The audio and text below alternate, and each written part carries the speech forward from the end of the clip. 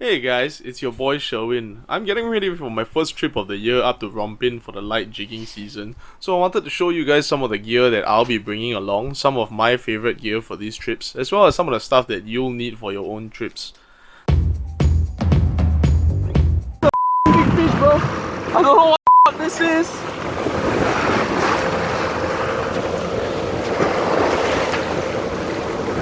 Oh, no.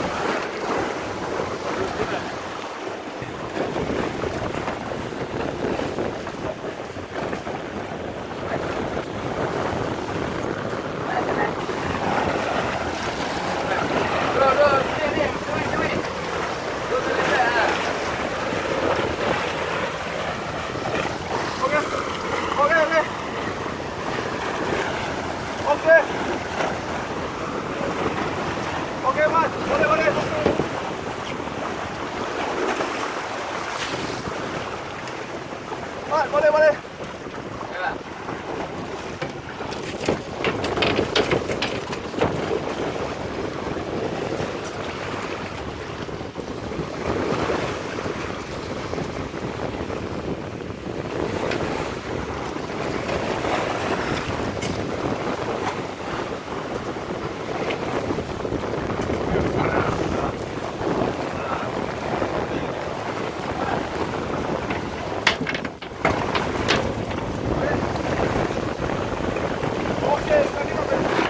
Bro, got line there. Yeah, I know.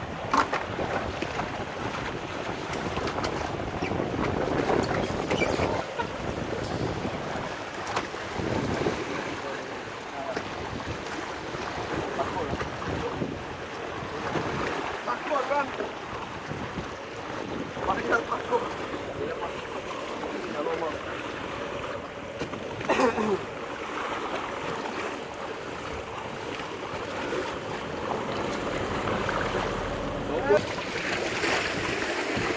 Going forward now.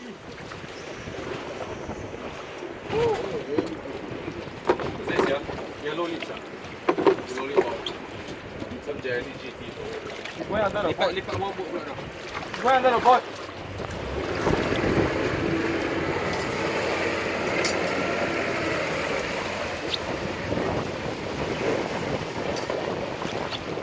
Ada ikan. Bawa boat.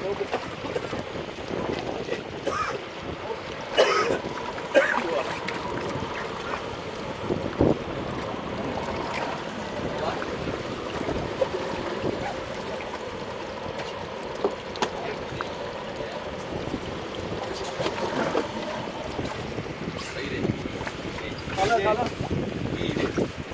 Yellow mouth. Hebat bro.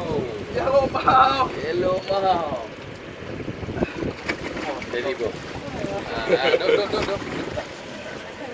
Relax ni. Okay good. Slowly eh? Yeah, slowly. No need to Tired. yeah, relax. Yeah, okay good. That's your fish already. Yeah, ready, bro. Yellow mouth. Yellow mouth bro. Nice. Sherwin, yellow mouth. Oh my god.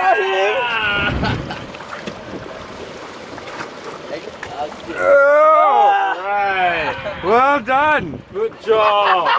Oh my Wow, this one damn yellow some more, man. Like wear lipstick ah.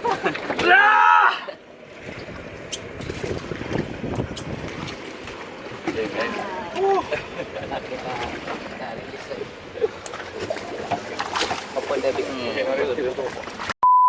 Rompin is famous for its annual sailfish run, which usually begins in late July and peaks in early September. But what not many people know is for the rest of the year, there's a lot of other fishing opportunities out there. You can go light jigging for ibex, diamond trevallies, golden trevallies, orange spotted trevallies, basically every single kind of trevally, cobias, and a whole host of other great species of fish. And for the rest of the year, right, like there's specific seasons for each thing, but the way we target them is pretty similar. So the way we would target the ibex, for example, or the golden trevallies, for example, from year to year, the kind of stuff we use is pretty similar. The tactics we use are pretty similar. So I'm going to go over some of that with you guys today. most of the time when we are fishing for airbags, we are targeting airbags in about 15 to 40 meters of water, and you're targeting them near the bottom. So it's really important to have a jig that gives you a nice natural falling action. One of my favorite jigs is this, the Xesta Afterburner, specifically in the 40 gram size. Now this isn't only my favorite jig because of its action, but this actually caught me my record-breaking airbag, my own personal record-breaking airbag during the season last year, and that was a fish that you saw me fighting at the start of this episode. Now the reason why I love this jig so much, right, as far as its action goes, is because if you can take a look at the belly of this jig, it's got this nice concentric V here, and that's coupled with a very, very broad body. So what that means is that when this is falling through the water column, every time I lift it up, it falls with a very nice random flutter towards the bottom, and it gives it a really, really nice amount of hang time in the water. Now that hang time is key when you're targeting fish like airbait, because it gives them a good chance to get a good look at the jig while it's hopping off the bottom. And also it doesn't look too unnatural, because let's face it, if you've ever watched a shrimp moving around in the water columns, right, it doesn't stay on the bottom. It hops up and then it slowly goes down, and it hops up and it slowly goes down. And the end goal of what you're trying to do is you're trying to mimic that as closely as possible. Now if you compare that to, say, another really popular jig like this one, the Ima Gun. Now this jig is a legend. Like, I don't know any jig that has caught more big fish along the east coast of Malaysia than this one. And it's universal. Like, everyone's got 2 or 3 of these in their tackle box, and I really suggest that you go out and get a couple of these too before the season. Why the Ima Gun is so popular, right, is because of that same jig design. Like, the Ima Gun takes a slightly different approach. The Ima Gun has got a slightly fatter belly, right? And if this falls through the water, what you realize is it falls slightly differently from the Afterburner. Now, the Afterburner tends to fall in a very random fashion. It goes all over the place. But the Ima Gun, right, slides. So what I mean by sliding is when the jig goes up, as it's falling, it actually goes back to a horizontal orientation, and then it slides back and forth like this. So generally, you would use jigs like these, right, when you're targeting airbags in slightly slower current conditions. So slower current conditions means the jig doesn't exactly move very much off center, and it's not as badly affected by water moving against it. Now, the key thing in jigging, right, is you want to keep your line as vertical as possible. The reason for that is if your line isn't vertical, every time you're pulling your line, right, every time you're pitching the jig upwards, you may not actually be moving the jig. So what could be happening is the jig could just be going straight, going backwards, but it doesn't have that nice natural falling action. So why I would recommend these jigs in these shapes for that sort of current, right, is because they are sort of a nice compromise. Like, they don't fall too quickly, but at the same time, right, they fall quickly enough that they reach the bottom and stay there, and they don't go too far off center to the left or right every time you're trying to work them. That stands in contrast, right, to a slow jig like these, for example, which is what I want to show you next. Now these are called slow jigs, okay? The reason why they're called slow jigs is because when they fall through the water column, they actually fall at a much slower rate, a much slower, more measured rate than those jigs I showed you earlier. Now these jigs, right, if you can see, their design follows a slightly different tangent. They've got much fatter bodies, and usually they've got some sort of hump or big heel here that catches a lot of water and creates a lot of resistance on the way down. Generally, these sorts of jigs you would use when the current is dead slow. Now, the reason why it's important to use jigs like these when the current is dead slow, right, and why you will get better results with jigs like these when the current is dead slow, is because they've got more hang time in the water. Now, that hang time gives the fish time to consider whether or not that's a prey item it wants to eat. In addition to it looking more natural, because, you know, in nature, like I said, you don't really see shrimps just going doink doink doink like that along the surface, and that's what they're eating. Even injured fish, for example, right, if a fish were to have a go at it, it would take a while to consider whether it's worth the effort. Now, in nature, right, fish don't just run around eating willy-nilly. Every single prey item that they hunt has to be worth the amount of energy that they're about to expend.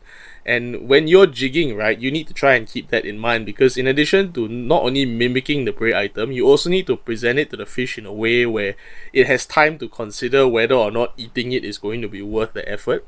And that's where these sorts of jigs come in really useful, especially when you're in a dead current situation, because if your jig falls too fast, you're totally eliminating the fish's ability to do that, and it will just not attract them at all. One of my favorites, right, is actually the shout stay. So the shout stay, part of the reason why I like this jig so much is because when it falls, right, not only does it have hang time, but it actually has a very long skew. It slides off to the sides a lot.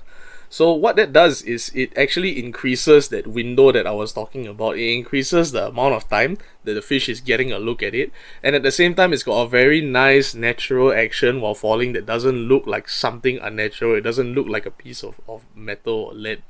So that's really important because, like, in addition to that hang time, the fish also has to feel like this is a prey item. If it feels like something is wrong, especially for a fish as finicky as an airbag, forget it, they're not going to take your jig. Now, when the current starts to pick up, you've got several options, and one of those is sort of a crossover option.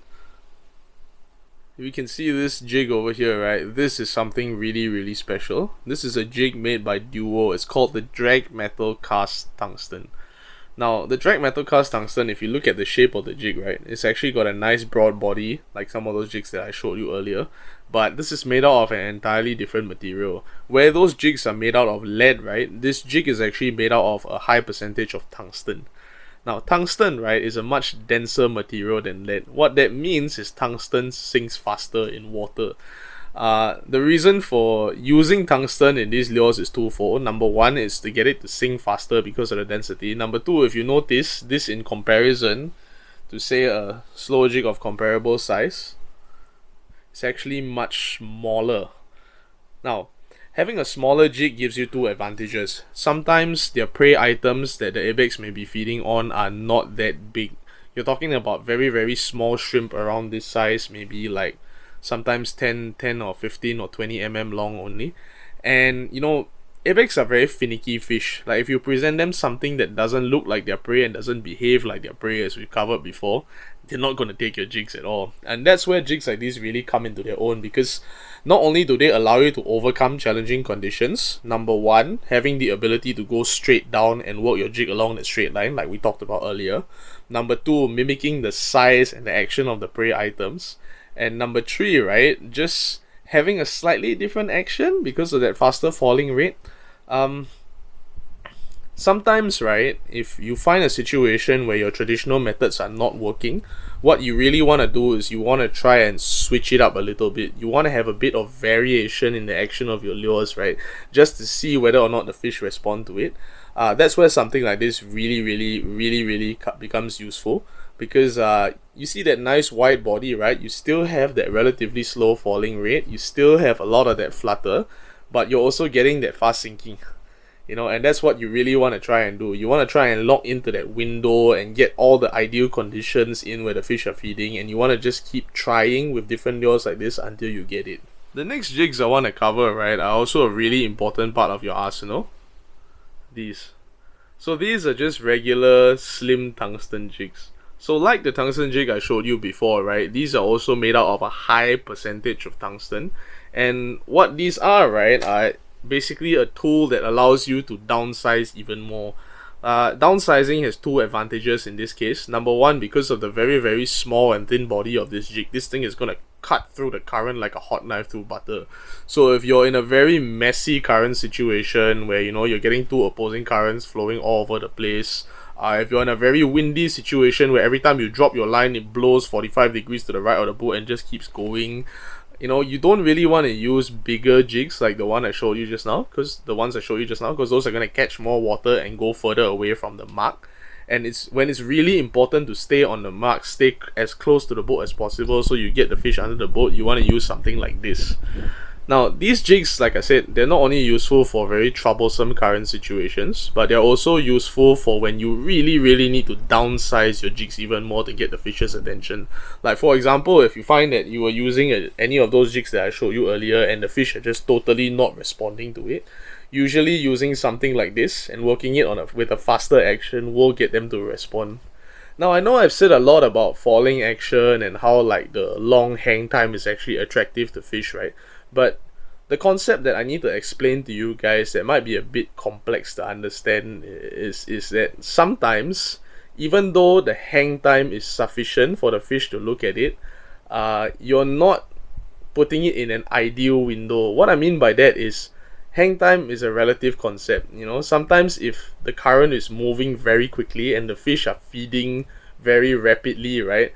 If you suddenly see something that's moving at a very slow rate, it looks unnatural because everything is going to be panicking. Like, you know, if I were going to get eaten, right, and there's like 100 predators coming after me, I won't be hanging out and leisurely strolling around on the sand. That's when things like this become really useful, because this allows you to impart a much faster, much more complex action with less energy, in the sense that you don't really have to lift these up a lot because of their very small profile. You actually need a very, very small area of water to really get them moving and create a lot of flash and action that gets the predators interested. So that's when you want to use jigs like these. This one is actually one of my favorites. It's called the Jackall Raspateen. And the Jackall Raspateen, right, is really popular here in Singapore because in the short time it's been available, this thing has become an almost indispensable tool for everybody, for all of those reasons that I just covered. It's not cheap. This little jig costs maybe the price of 2 or 3 of those jigs that I showed you earlier, but seriously, once you try one of this, right, it becomes something that can never leave your tackle box, because just the sheer variety of actions that you can get out of it, the sheer utility of being able to be the first one on the ocean floor when you all drop your jigs on the boat, you know. So I know I've talked a lot about the Raspateen, right, but the Raspateen is only one of my favorite jigs. I'm about to introduce you guys to something that's my own personal secret weapon. Now this is the Daiwa TG Bait.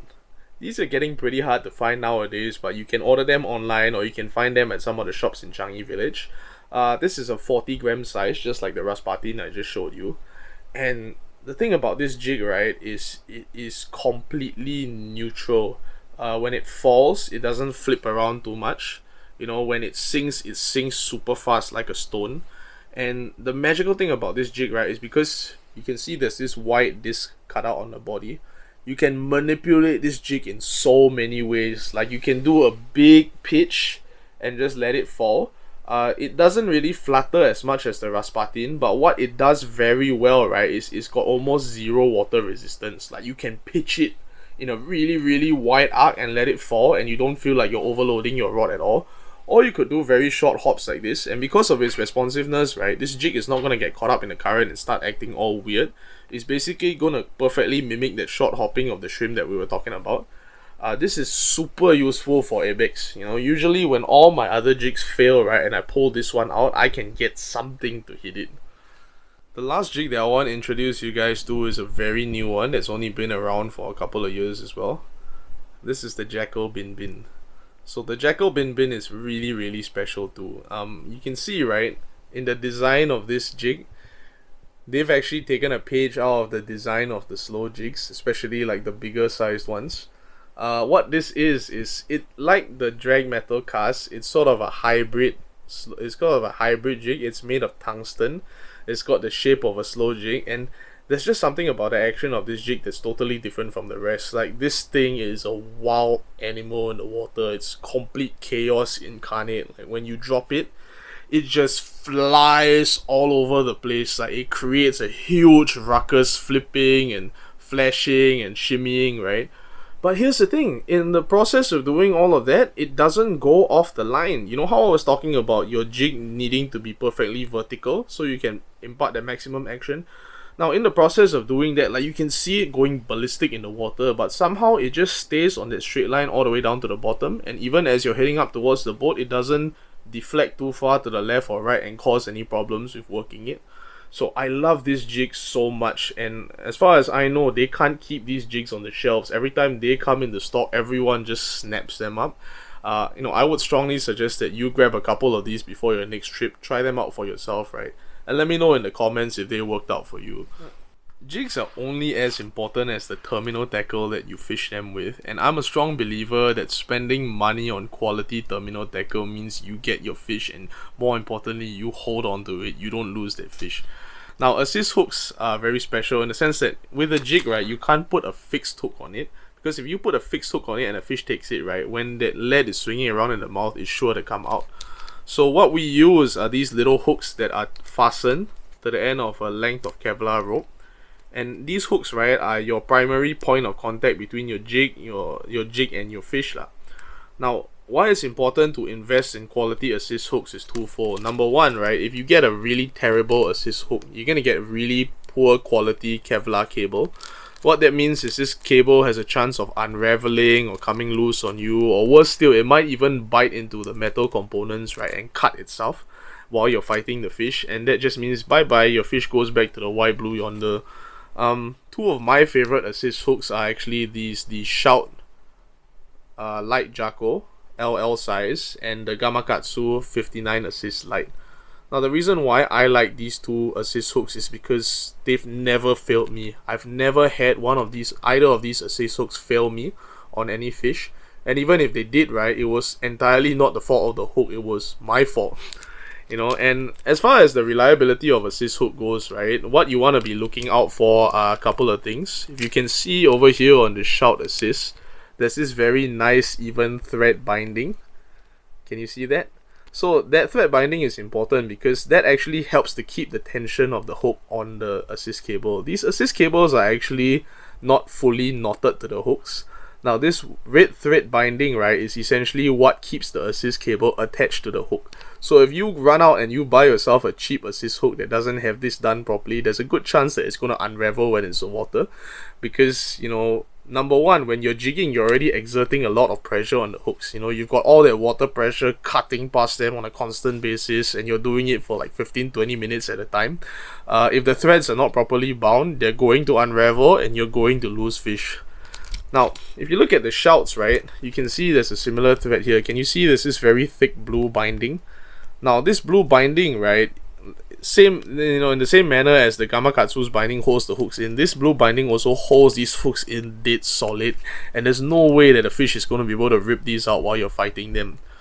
Now, the last thing you want to consider when you're looking for an assist hooks is the gauge of the hooks. You don't want a hook that's too thick gauge, because when you light jigging, you're using very light line. Sometimes you're using PE1 or PE 1.2, and your leaders are maybe only 20 or 25 pound. If you have a hook that's too thick and you have a hook with a terrible hook point, you're not going to be able to penetrate the fish's mouth at depth. And worse still, right, even if you do, it's probably only going to be a partial penetration, and you're going to have to experience the heartbreak of losing the fish at both sides because your stupid jig didn't go in properly. Now, assist hooks are important, but equally important are your swivels. The assist hooks are attached to your jigs with I usually use a size 3 split ring. But I feel like the split rings, as long as you get a nice strong one, you're fine. What's really important is a nice quality barrel swivel.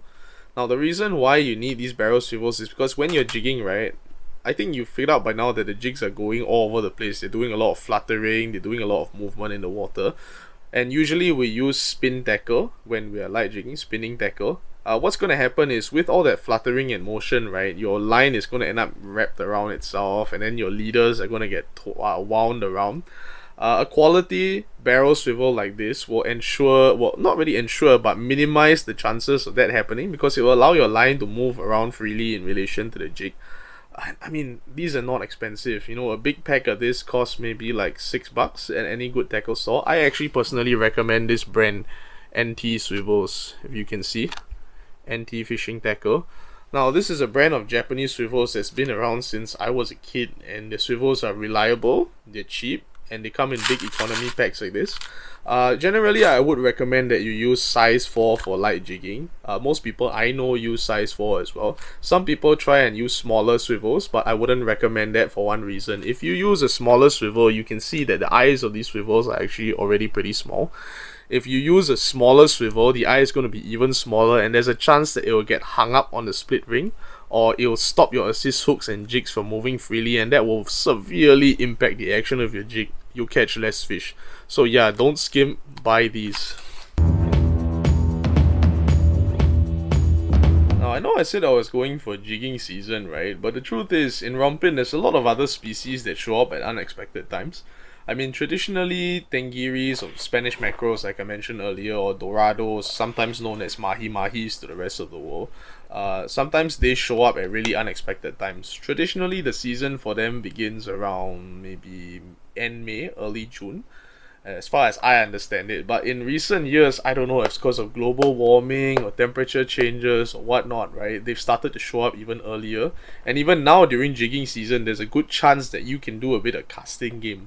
What I mean by casting game is using PE2 or PE3 spin outfits to chuck sinking minnows at the same fish attracting devices that I talked about earlier. And you'll be targeting things like tengiri, Spanish mackerel, you'll be targeting the dorados, you'll be targeting the GTs, the giant trevallies, the golden trevallies. Ibex don't really eat lures, at least not in the Rompin area as far as I know. So maybe not them, but those other species, right? What you want to be using is something like this. Let me show you guys. Now this is a really important thing that I would suggest that you guys go out and get. A quality sinking minnow. Specifically in maybe 90 to 120 mm kind of size. You're talking about like 30 to 40 grams thereabouts. This one is actually one of my favorites. This is the Jackson Pintail. And for us over here in Singapore, this was the thing that started the whole saltwater casting craze. Years and years ago, a couple of my buddies actually took these out to Malaysia and they started blazing them past the fish attracting devices, the unjams, and they realized that the Spanish mackerels were going crazy for them. Like, they would go and they would catch a boatload of them every day, and pretty soon the thing caught on. In fact, the name Pintail, right, refers to the actual model of this lure made by Jackson Lures in Japan. But it's become so prevalent in our common parlance amongst anglers in this region that every minnow that looks like this, used for saltwater casting, they refer to it as a pintail.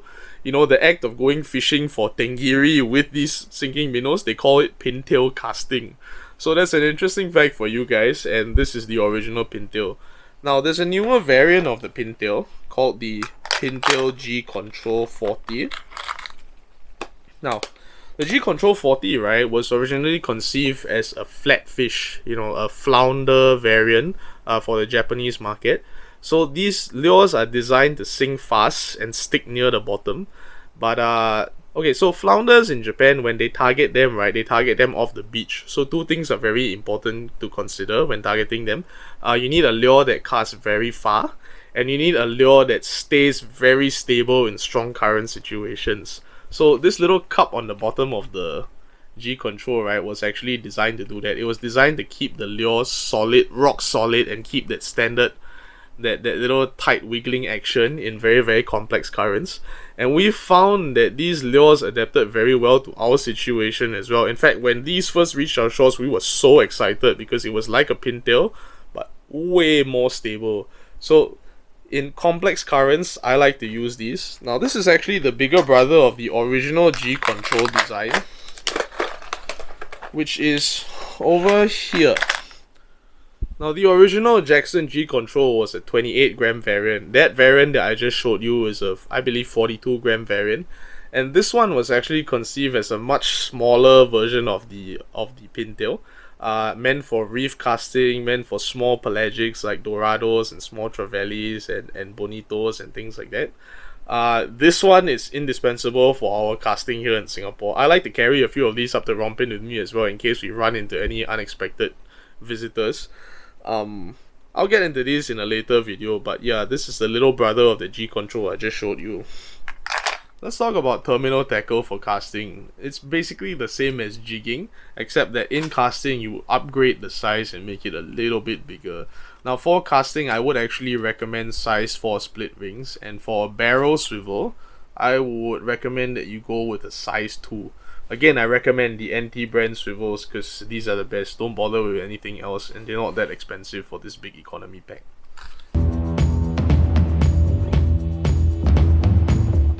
Okay, now I'm going to go over a couple of bits of kit that will allow you to have a more enjoyable fishing experience when you're on any of these trips to the East Coast of Malaysia. And I would recommend that everyone run out and get is a pair of quality fishing gloves. Now, I used to be firmly in the anti-glove camp. Like, I wanted to go fishing and I want to feel the wrath and fury of nature in my hands, you know. Tough guy angler, I'm a wild man, I don't want to protect myself, why do I need gloves, right? I very quickly learned that was a really stupid way of thinking, because, you know, gloves actually serve double duty while you're fishing. Like, you're handling lines, sometimes very thin lines all the time, and you don't know whether fish are running off with them. If you ever had a fish run off while you're trying to pull the leader on board, you will realize it's a really stupid idea to do it barehanded, because you've probably got a very deep cut or scar from that experience. So yeah, these gloves help you to avoid really nasty situations like that. But more so than that, right, they stop your hands from blistering to holy hell. Like, you know, when you're on these trips, right, especially on trips where you're actively seeking out the fish, you're going to be really, really vigorous in your casting, your jigging. You're going to be doing a whole bunch of lateral motion like this. You're going to be throwing your lures out. And some of these lures are pretty heavy. They're like 40-50 grams. You know, a pair of gloves is going to make sure that the lines don't punish your fingers to a point where you have to stop fishing from the hurting. Another bit of kit I like to recommend that you guys go out and get before you go on one of these trips is a good quality buff. Now, I like these merino buffs because they're very sweat absorbent. I actually get these from a brand called Icebreaker here in Singapore. They've got a shop out in, what is it, Capitol Building? That's right, where the Capitol Theatre is. So there's a shop in the basement called Icebreaker that sells these buffs. I really love these because they wick sweat and they keep the sun off my face, and it's got this thing where if it gets wet and sweaty, I actually feel colder. So it feels like I've got air conditioning around my face. Now, you might look like an idiot, but trust me, you really want to get bundled up like this. And if you look at any serious anglers' photos, like in their catch reports, right, you will see that they've usually got one of these hanging around, tied around their necks. Now, there's a reason for that. Is because when you're fishing for long periods of time at sea, you're so focused on another task, finding the fish, right, that you don't realize what the sun is doing to punish you. Now, one of the best forms of sun protection that I've found so far is the Biore UV Watery Essence SPF 50. Now, this is a really, really light sunblock. I know some of you don't like using sunblock on your face because you feel like it feels really icky after a while and it gets in everything. Now, the reason why I've been running around recommending this to everyone is, number one, this sunblock is ridiculously waterproof. So as anglers getting splashed in the face by waves and water all the time, that's important to us. Number two, right, this isn't icky at all. It's nice and light. It goes on like a good quality moisturizer and it stays on your skin, protecting you. Now, even if you're going to wear a buff at sea all day, I really suggest that you slap some SPF on your face, because, you know, sometimes as anglers, we want to brag, we want to show our faces in our trophy photos, or, you know, we want to yell at our friends for being idiots, or, you know, we want to tell the boatman something. We're really forgetful. We take the buff off and then we wander around like this. That's when you get the really bad sunburns, because that's usually really deep into the day. So yeah, guys, protect yourself. Get one of these. So that's it for my quick tips video today, guys. If you want to see more quality fishing related content, check out some of my other videos on my channel. I gotta go because I gotta finish packing, but I'll see you guys around on the water.